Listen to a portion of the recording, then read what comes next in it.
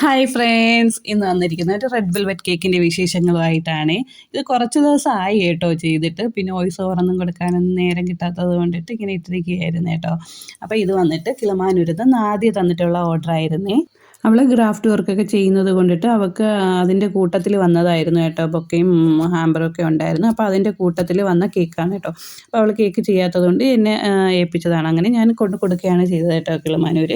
അപ്പോൾ പിന്നെ നമുക്ക് കേക്കിൻ്റെ വിശേഷത്തിലോട്ട് വരാം. അപ്പം കേക്ക് റെഡ് വെൽവെറ്റ് ആയിരുന്നു. അത് കഴിഞ്ഞിട്ട് 6 ഇഞ്ച് പാനിലാണ് ചെയ്തത്. 4 ലെയറായി കട്ട് ചെയ്തതിന് ശേഷം നമ്മൾ 3 മിൽക്ക് കൊണ്ട് സോക്ക് ചെയ്തു. അതിനുശേഷം വൈറ്റ് ഗനാഷ് തിക്കായിട്ടുള്ള വൈറ്റ് ഗനാഷ് കൊടുത്തു. അതിനുശേഷം കുറച്ച് ചോക്കോ ചിപ്സും കൂടെ കൊടുത്തിട്ടുണ്ടായിരുന്നേ. ഇത് തന്നെയാണ് 3 ലെയർ റിപ്പീറ്റ് ചെയ്തതേ. മോഡൽ തന്നിട്ടുണ്ടായിരുന്നു കേട്ടോ. റെഫറൻസ് പിക്ക് ഉള്ളത് കൊണ്ടിട്ട് പിന്നെ നമുക്ക് പ്രത്യേകിച്ച് ഡിസൈൻ്റെ തിരക്കേണ്ട കാര്യങ്ങളോ ടെൻഷൻ അടിക്കേണ്ട കാര്യങ്ങളോ ഒന്നും ഇല്ലായിരുന്നു കേട്ടോ. അപ്പം കേക്ക് വന്നിട്ട് വൈറ്റിലല്ലായിരുന്നു, സത്യത്തിൽ ഓഫ് വൈറ്റ് ആയിരുന്നു കേട്ടോ. അത് ഞാൻ ശ്രദ്ധിച്ചില്ല.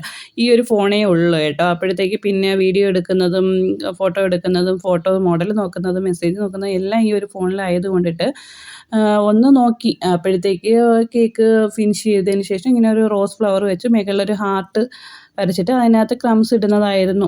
അപ്പം മനസ്സിനകത്ത് അത് ഇങ്ങനൊരു പിക്ക് നിൽപ്പുണ്ടായിരുന്നു. പക്ഷേ കേക്കെല്ലാം ചെയ്ത് എല്ലാം കഴിഞ്ഞിട്ട് നോക്കിയപ്പോഴാണ് ആ പിക്കും ഈ പിക്കും കൂടെ നോക്കിയപ്പോൾ അതൊരു ഓഫ് വൈറ്റ് ആയിരുന്നു കേട്ടോ. ഒരു ലൈറ്റ് ഓഫ് വൈറ്റ് കണക്കൊരു കളറായിരുന്നു. പക്ഷെ ഞാൻ വൈറ്റിൽ തന്നെ ഫിനിഷ് ചെയ്തിട്ടാണ് ചെയ്തത് കേട്ടോ. അങ്ങനെ അപ്പോഴത്തന്നെ മെസ്സേജ് ഇട്ടപ്പം അതൊന്നും കുഴപ്പമില്ല എത്താന്ന് പറഞ്ഞു കേട്ടോ.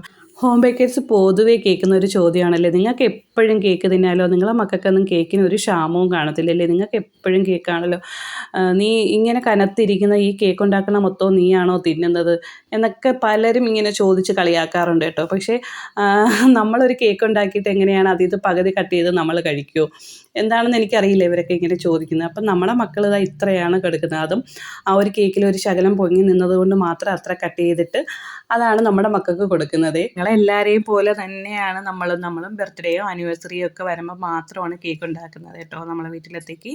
അപ്പോൾ ഇതാണ് അവർ റെഫറൻസ് തന്നത്. ഇതാണ് ഞാൻ ചെയ്തത് കേട്ടോ. നിങ്ങൾക്ക് ഏതാ ഇഷ്ടപ്പെട്ടത്? ഏതാണെങ്കിലും കമൻറ്റ് ചെയ്യണേ. Thank you for watching.